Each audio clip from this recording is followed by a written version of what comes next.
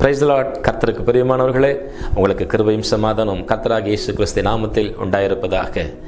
இன்னைக்கு உங்களிடத்தில் ஒரு காரியத்தை பகிர்ந்து கொள்ள வேண்டும் என்று விரும்புகிறேன்.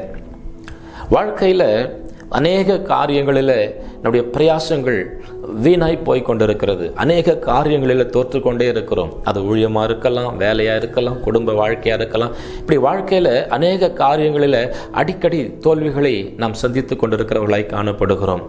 வேதத்தில் அப்படிதான் ஒரு மனுஷனை குறித்து அவன் வாழ்க்கையில் அவன் சந்தித்த போராட்டங்களையும் தோல்விகளையும் அதிலிருந்து வெளியே வரும்படிக்கு கர்த்தர் அவனுக்கு காண்பித்த வழியை குறித்து இன்றைக்கு நாம் தியானிக்க கர்த்தர் நமக்கு கிருபை செய்வார்னு விசுவாசிக்கிறேன். லூக்கா 5ஆம் அதிகாரத்தில் ஒரு காரியத்தை கர்த்தர் நமக்கு இன்றைக்கு வசனத்தின் மூலமாய் கற்றுக் கொடுப்பார் விசுவாசிக்கிறேன். லூக்கா 5ஆம் அதிகாரம் முதல் 3 அல்லது 4 வசனங்களை வாசிக்கலாம். பின்பு அவர் கெனசரேத்து கடல் அருகே நின்றபோது திரளான ஜனங்கள் தேவ வசனத்தை கேட்கும்படிக்கு அவரிடத்தில் நெருங்கினார்கள். அப்பொழுது கடற்கரையிலே நின்ற 2 படகுகளை கண்டார். மீன் பிடிக்கிறவர்கள் வலைகளை விட்டிறங்கி வலைகளை அலசி கொண்டிருந்தார்கள். அப்பொழுது அந்த படவுகளில் ஒன்றில் ஏறினார். அது சீமோனுடையதாயிருந்தது. அதை கரையிலிருந்து சற்றே தள்ளும்படி அவனை கேட்டுக்கொண்டு அந்த படவில் உட்கார்ந்து ஜனங்களுக்கு போதகம் பண்ணினார். முதலாவது இந்த 3 வசனங்களை நாம் தியானிக்கலாம். கர்த்தர் நமக்கு நிறைய காரியங்களை இந்த வசனங்களின் மூலமாய் பேசுவார் என்று விசுவாசிக்கிறேன். கெனசரேத்து கடற்கரையில இயேசு நின்றபோது இயேசுவினிடத்தில் வார்த்தைகளை கேட்கும்படிக்கு அநேகர் இயேசுவை நெருங்கினார்கள் என்று வேதம் சொல்லுகிறது. ஆனா இயேசு கிறிஸ்துவின் நோக்கம், இயேசு கிறிஸ்துவின் கண்ணோட்டம் எல்லாம் எங்க இருக்குன்னு சொன்னா ஒரு 2 படவுகள் மேல இருக்குது. அவர் 2 படவுகளை கண்டார் என்று வேதம் சொல்லுகிறது. அவ்வளவு பெரிய கடற்கரையில 2 படகுகள் மாத்திரம் தான் நின்று இருக்குமா? இல்ல, நிறைய படகுகள் இருந்திருக்க கூடும். நிச்சயமாய் நிறைய படகுகள் இருந்திருக்க கூடும். ஏன்னா அந்த பகுதிகள்லாம் சேர்த்து 2 மீன் பிடிக்கிற ஆட்கள் தான் இருந்திருப்பாங்களா? அப்படி சொல்ல முடியாது இல்லையா? நிறைய படகுகள் இருந்திருக்க கூடும். ஆனா இந்த 2 படகுகளை இயேசு ஏன் கண்டார்? 2 படகுகளை குறித்து ஏன் எழுதப்பட்டிருக்குன்னு சொன்னா, அந்த 2 படகுகளும் அது காலியாயிருந்தது. அந்த 2 படகுகளும் வலையில ஒரு மீனும் இல்லாதபடினால அவர்கள் வெறும் வலைகளை அலசி கொண்டிருக்கிறவர்களாய் காணப்பட்டாங்க. அப்போ உங்க வாழ்க்கையிலும் நம்ம வாழ்க்கையிலும் இன்றைக்கு நம்முடைய வாழ்க்கை வெறுமையா இருக்கிறதா? நிச்சயமாய் இயேசு கிறிஸ்துவின் பார்வை நம் மீது காணப்படுகிறது என்பதை மறந்து போக கூடாது. நம்முடைய வாழ்க்கை வெறுமையா இருக்குது. நம்முடைய பிரயாசங்கள் ஒண்ணும் இல்லாம போயிட்டு இருக்குது. அநேக காரியங்களில் நாம் அடிக்கடி தோல்வி சந்தித்துக் கொண்டிருக்கிறோம். எல்லாம் வெறுமையா தான் இருக்குது. வலைகளை அலசிக்கொண்டு வெறுங்கையோட வீட்டுக்கு போகிற நிலைமையில் தான் இருக்குன்னு சொல்லி யோசிக்கிறீங்களா? ஒரு காரியத்தை நன்றாய் புரிந்து கொள்ளுங்கள். இயேசு கிறிஸ்துவ எத்தனை பேர் நெருங்கி வந்தாலும் இயேசு கிறிஸ்துவனுடைய பார்வையோ அந்த 2 படகுகள் மேல இருந்தது என்று வேதம் சொல்லுகிறது. அப்படியே வெறுமையா இருக்கிற உங்களை இயேசு கண்ணோக்கி பார்க்கிறவராய் காணப்படுகிறார். தேவ பிள்ளைகளே, இன்னைக்கு இந்த வசனத்தின் மூலமாய் கர்த்தர் கற்றுக் கொடுக்கிற காரியம் என்ன? இப்போ வெறுமையா இருக்கிற படவுகளை கர்த்தர் நிரப்பும்படிக்கு ஆசையா இருக்கிறார். வெறுமையா இருக்கிற ஜனங்கள் வெறுமையோடு கூட வீட்டுக்கு திரும்பி போகிறதை கர்த்தர் ஒருபோதும் விரும்பல. வெறுமையா இருக்கிறவர்கள் நிறைவானவர்களாய் தங்கள் வீடுகளுக்கு திரும்பி போக வேண்டும் என்பதே தேவனுடைய நோக்கமாக இருக்கிறது. இந்த பூமி ஆகிய இந்த இடத்திலிருந்து நம்முடைய நித்திய வீடாகிய பரலோக ராஜ்யத்திற்கு நாம் திரும்பி போகிற போது நாம் வெறுமையாய் போகிறவர்களாய் அல்ல, நிறைந்தவர்களாய், நிறைவுள்ள ஆவியினால, நிறைவுள்ள வார்த்தையினாலே, பரிசுத்தத்தினாலே, தேவ சாயலினாலே, கர்த்தத்துவத்தினாலே, மகத்துவங்களினாலே நாம் நிறைந்து இருக்கிறவர்களாய் நித்திய வீடுகளுக்கு திரும்பி போக வேண்டும் என்பதே தேவனுடைய நோக்கமாயிருக்கிறது. ஆகவே இந்த வசனத்தை இன்னும் கொஞ்சம் நாம் ஆழ்ந்து பார்க்க கர்த்தர் நமக்கு உதவி செய்வார் நான் விசுவாசிக்கிறேன். அங்க எப்படி சொல்லப்பட்டிருக்குன்னு சொன்னா, அப்பொழுது அந்த படவுகளில் ஒன்றில் ஏறினார். அது சீமோனுடையதாயிருந்தது. அதை கரையிலிருந்து சற்றே தள்ளும்படி அவனை கேட்டுக்கொண்டு அந்த படவில் உட்கார்ந்து ஜனங்களுக்கு போதகம் பண்ணினார். ஒரு காரியத்தை இந்த வசனத்தின் மூலமாய் கர்த்தர் கற்றுக் கொடுக்க தெளிவுபடுத்த விரும்புகிறார். படகு கரையில் இருக்குது, ஜனங்கள் கரையில் இருக்கிறாங்க, இயேசுவும் கரையில் இருக்கிறார். ஒரு ஆமென் சொல்லுங்களேன். ஆனா ஜனங்களுக்கு போதகம் பண்ணும்படிக்கு இயேசு பேதுருவிட்ட சொல்றாரு, கரையில் இருக்கிற படக கடலுக்குள்ள சற்று உள்ள தள்ளிப்போ. இது கொஞ்சம் மாறுபாடா தோன்றல? கரையில் இருக்கிற ஜனங்களுக்கு இயேசு கரையிலிருந்து பிரசங்கம் பண்ணுகிறது ஈஸியா இருக்கும், பேசுகிறது ஈஸியா கேட்கும், மெதுவா பேசினாலும் ஈஸியா கேட்கும். ஆனா ஆண்டவர் சொல்லுகிற காரியம், பேதுருவை பார்த்து கொஞ்சம் கடலுக்குள்ள படகை தள்ளி கொண்டு போப்பா. இப்ப ஜனங்கள் கரையில் இருக்கிறாங்க. இயேசு கடலுக்குள்ள சற்று தள்ளி உள்ளிருந்து பிரசங்கம் பண்ணணும். அப்படின்னா இயேசு சத்தமா கத்த வேண்டியதா இருக்கும். ஏன்னா இங்க இருக்கிற சத்தம் கரையில் இருக்கிற ஜனங்களுக்கு போய் சேரணும்னு சொன்னா இயேசு தன்னுடைய பலத்தை அதிகமா அந்த இடத்துல கிரயம் பண்ண வேண்டியதா இருக்கும். ஏன்னா அலை சத்தம் மற்ற எல்லா சத்தங்கள் இதை தாண்டி இயேசு கடல்ல இருந்து கரைக்கு பேசணும். ஏன் இயேசு அந்த காரியத்தை செய்தார்? ஒருவேளை இயேசு ஜனங்களிடத்துல பிரசங்கம் பண்ணி போதகம் பண்ணி முடிக்கிறதற்குள்ள வலையை அலசி கொண்டிருக்கிற பேதுரு வலையை அலசி முடிஞ்சு வீட்டுக்கு போயிடலாம். இயேசு ஜனங்களிடத்துல பேசி கொண்டிருக்கிற பொழுது 2 படகுகள் இருந்தது இல்லையா? ஒன்னு சீமோனுடைய படகு, இன்னொரு படகு வேறொரு மனிதனுடைய படகா இருந்தது. அப்போ அவர்களுடைய பேச்சுக்கள் எப்பேற்பட்டதா இருந்திருக்கும்? காலியா இருக்குது, வலை காலியா இருக்குது, நைட்டு முழுசும் பிரயாசப்பட்டும் ஒன்றும் இல்லை, கடன் வாங்கலாமா, அங்கே போகலாமா, இங்கே போகலாமா. அப்போ அவ்விசுவாசம் அவர்களுக்குள்ளே வராதபடிக்கு இயேசு ஜனங்களுக்குள்ள மாத்திரமல்ல பேதுருவுக்குள்ளேயும் விசுவாசத்தை வளர்க்க வேண்டும் என்று விரும்பினார். அதனால ஆண்டவர் என்ன பண்றாரு?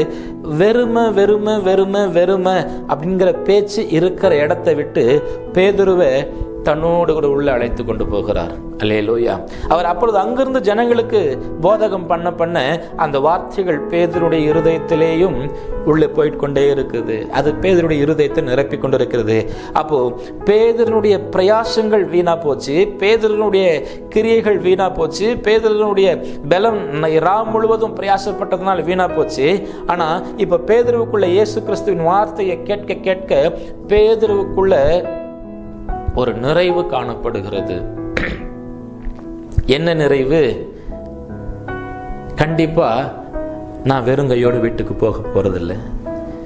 இந்த வார்த்தைகள் எனக்குள்ள ஏதோ மாற்றங்களை செய்து கொண்டிருக்கிறது. இந்த வார்த்தைகள் எனக்குள்ள விசுவாசத்தை தூண்டி கொண்டிருக்கிறது.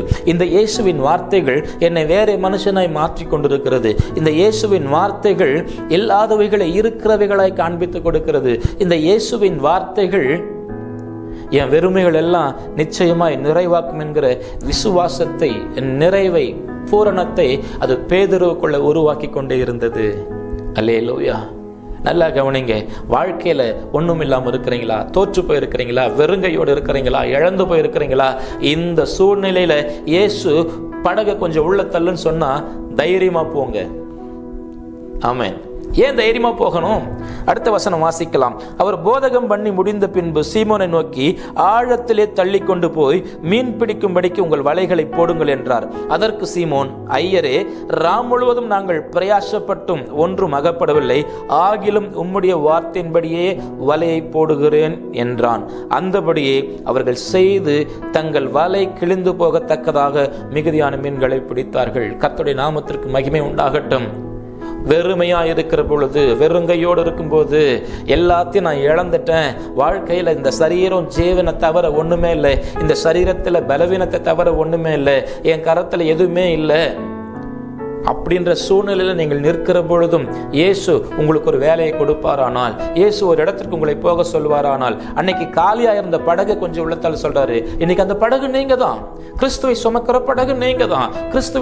கிறிஸ்துவை சுமக்கிற படகு நாம தான். இயேசு நாம காலியா இருக்கிற சொல்லி இயேசுவுக்கு தெரியாதா? நிச்சயமாய் தெரியும். அல்லேலூயா. அன்றைக்கு கெனசரேத்து கடலருகே இயேசுவை நெருங்கின அநேகருக்கு பேதுருடைய படகை கொண்டு, பேதுருடைய படகின் மூலமாய் அவர் உபதேசித்தது போல, இன்றைக்கு தேவைப்படுகிற இயேசுவை தேடுகிற அநேக ஜனங்களுக்கு உங்கள் சரீரமாகிய, உங்கள் வாழ்க்கையாகிய, நீங்கள் என்கிற பாத்திரமாகிய உங்களை கொண்டு, நம்மை கொண்டு இயேசு அவர்களுக்கு போதகம் பண்ண விரும்புகிறார். அல்லேலூயா. அல்லேலூயா. ஒருவேளை வெளியே இருந்த மற்ற படகுக்காரன் பேதுருவை பார்த்து கிண்டல் பண்ணிக்கலாம், நைட்டு ஃபுல்லா ஒன்னும் இல்லை, வெறுங்கையோடு இருக்கிற, சீக்கிரம் பொழுதோடு வந்தா வீட்டுக்கு போகலாம் இல்ல, அப்படி 1000 காரியங்கள் பேசியிருக்கலாம். ஆமென். இன்னைக்கு உலகம் நம்மை குறித்தும் பேசி கொண்டிருக்கிறது. சோர்ந்து போகாதீங்க. கர்த்தர் நல்லவர். இன்னைக்கு நம்மோடு கூட இடைப்பட்டு கொண்டிருக்கிறார். ஆமென் சொல்லுங்களேன்.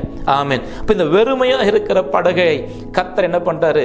அதை நிரம்பி வழிகிற படகாய் மாற்ற வேண்டும் என்று விரும்புகிறார். அப்படி மாற்றணும்னு சொன்னா நாம செய்ய வேண்டிய காரியம் என்ன? அவர் ஆழத்துக்கு தள்ள சொன்னா ஆழத்துக்கு போ.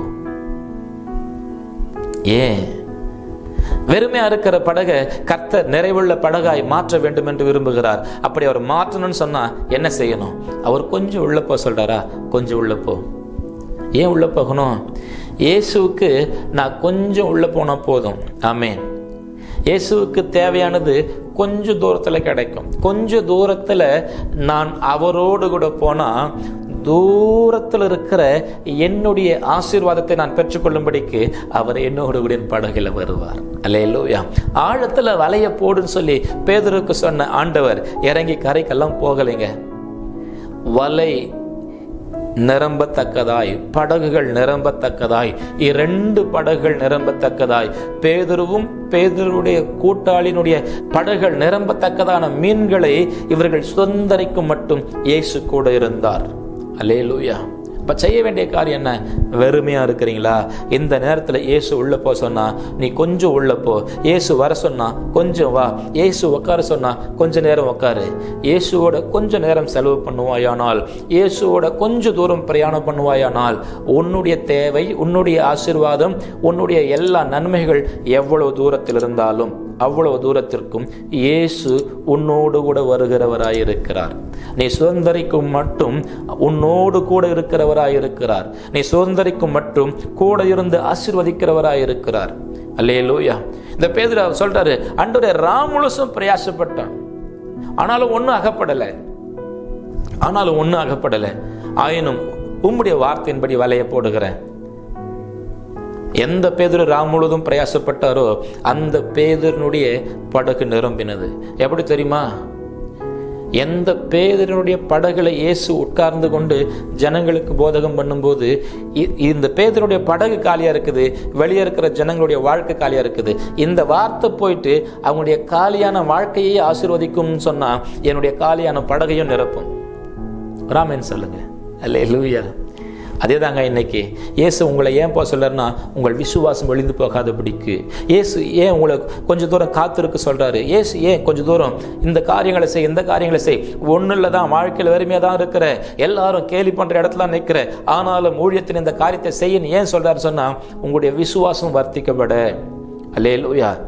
காலியா இருக்கிற, என்னை விட மோசமா இருக்கிற அவர்களுடைய வாழ்க்கையே இயேசு ஆசீர்வதிப்பாரானால் நிச்சயமா என்னுடைய வாழ்க்கையும் இயேசு ஆசீர்வதிப்பார் என்கிற விசுவாசத்தை உங்களுக்குள்ளே அவர் துவக்கவும் முடிக்கவும் கிருபையும் சித்தமும் அதற்குண்டான வல்லமையும் உடையவராயிருக்கிறார். அதற்காக தான் போய் சொல்றார். அல்லேலூயா. ஒருவேளை இன்றைக்கு இந்த வசனம் உங்களோடு கூட பேசுமானால், இந்த வசனம் என் வாழ்க்கைக்கு தான் கொடுக்கப்பட்ட வசனமா இருக்குன்னு சொல்ற யோசனை உங்களுக்குள்ள இருக்குன்னு சொன்னா ஒரு காரியத்தை இன்றைக்கு தீர்மானம் பண்ணுவோம். அவர் போ சொல்லுகிற இடத்திற்கு, அவர் செய்ய சொல்லுகிற காரியத்தை, அவர் எவ்வளவு நேரம் காத்திருக்க சொல்றாரு அந்த காத்திருப்பேன் எல்லாவற்றையும் இன்றைக்கு நான் இயேசுவின் வார்த்தை நிமித்தமாய் செய்ய என்னை ஒப்பு கொடுக்கிறேன் என்கிற மனநிலை சிந்தை இன்றைக்கு நமக்குள்ளே வருமானால் நிச்சயமாய் உங்கள் வாழ்க்கை, உங்கள் ஊழியம், உங்கள் சரீரம் எல்லாவற்றையும் இயேசு பரிபூர்ணத்தினாலும் நன்மையினாலும் கிருபையினாலேயும் நிரப்பி ஆசீர்வதித்து உங்கள் கூட்டாளிகளுடைய வாழ்க்கையையும் அப்படியே அவர் நிரப்பி ஆசீர்வதிக்க வல்லமை உள்ளவராயிருக்கிறார். கர்த்தர் தாமே இந்த வசனங்களை உங்கள் வாழ்க்கையிலே அவர் பலிக்க செய்வாராக. இந்த வசனங்களை உங்கள் வாழ்க்கையிலே அவர் ஆசீர்வாதமாய் மாற்றி தருவாராக. கர்த்தர் உங்களை ஆசீர்வதிப்பார். இயேசு கிறிஸ்து நாமத்திலே வாழ்த்துகிறேன். ஆமென்.